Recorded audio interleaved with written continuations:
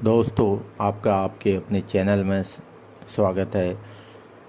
आपने अभी तक चैनल सब्सक्राइब नहीं किया है तो प्लीज़ सब्सक्राइब करें और बेल आइकन को भी दबा दें, जिससे हमारे आने वाले लेटेस्ट वीडियो आपको सबसे पहले मिले।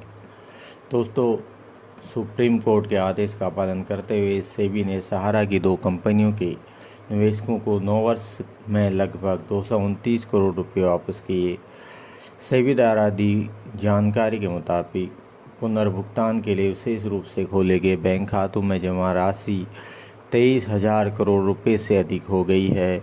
सुप्रीम कोर्ट ने अगस्त 2012 के अपने एक आदेश में सहारा की दो कंपनियों के लगभग 3 करोड़ निवेशकों को ब्याज सहित धन वापस करने के लिए कहा था, लेकिन बड़ी संख्या में बॉन्ड धारकों द्वारा दावा नहीं करने के चलते सेबी ने पिछले वित्त वर्ष 2020-21 में सिर्फ 14 करोड़ रुपए ही वापस किए थे, जबकि उस साल सेबी सहारा वापसी खाते में शेष राशि बढ़कर 1400 करोड़ हो गई थी।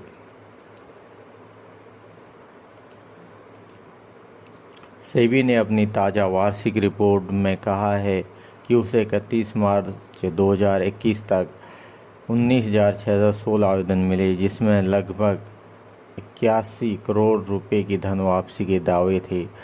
सेबी ने बताया कि उसमें 16,909 मामले में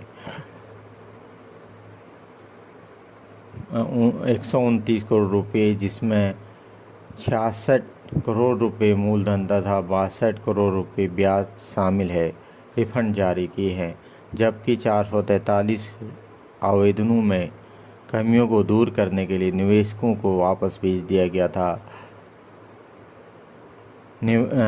सेबी ने कहा है 7 आवेदन विवादित श्रेणी में रखे गए हैं। सहारा के पास 332 आवेदन लंबित है, 122 आवेदन सेबी के पास लंबित है और 2,487 मामले निवेशकों से कोई प्रतिक्रिया नहीं मिलने और रिकॉर्ड नहीं होने के चलते बंद कर दिए गए हैं।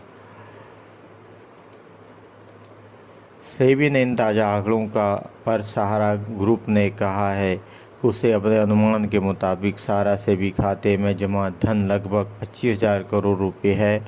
समूह ने आरोप लगाया उसने बिना किसी उचित कारण के सहारा और उसके निवेशकों के 25,000 करोड़ रुपए रोक रखा है। सहारा ने अपने बयान में कहा, पिछले कई साल से सेबी अखबारों में विज्ञापन देकर रिफंड दावे को आमंत्रित कर रहा है। अपने अंतिम विज्ञापन में सेबी ने कहा था वो जुलाई 2018 के बाद प्राप्त आवेदनों पर विचार नहीं करेगी। इसका मतलब है कि सेबी ने कोई नए दावों का भुगतान नहीं किया और सहारा की 25,000 करोड़ रुपए की राशि को सेबी द्वारा अनाधिकृत तरीके से अपने कब्जे में रखा है, जिसे सहारा को तुरंत लौटाया जाना चाहिए। सहारा ने 9 साल पहले ही अपने 3 करोड़ निवेशकों की सारी जानकारी सेबी को उपलब्ध करा दी थी। समूह ने आगे कहा, सहारा द्वारा जमा कराए गए धन को सेबी द्वारा रोकना दुर्भाग्यपूर्ण है। समूह ने आगे कहा, सहारा द्वारा जमा कराए गए धन को सेबी द्वारा रोकना दुर्भाग्यपूर्ण है। सेबी ने सहारा की रियल एस्टेट कॉरपोरेशन लिमिटेड, सहारा हाउसिंग इन्वेस्टमेंट कॉरपोरेशन लिमिटेड को 2011 में निवेशकों से जुटाए गए धन को वापस करने का आदेश दिया था। इन दोनों कंपनियों ने ऑब्वियसली फुली बॉन्ड के रूप में यह धन जुटाया था, जिससे सेबी ने अपने नियमों के विरुद्ध पाया था। लंबी बहस के बाद सुप्रीम कोर्ट ने 31 अगस्त 2012 को सुनाए गए अपने फैसले में सहारा समूह की दोनों कंपनियों को निवेशकों से जुटाए गए धन को 15% ब्याज के साथ लौटाने का आदेश दिया था।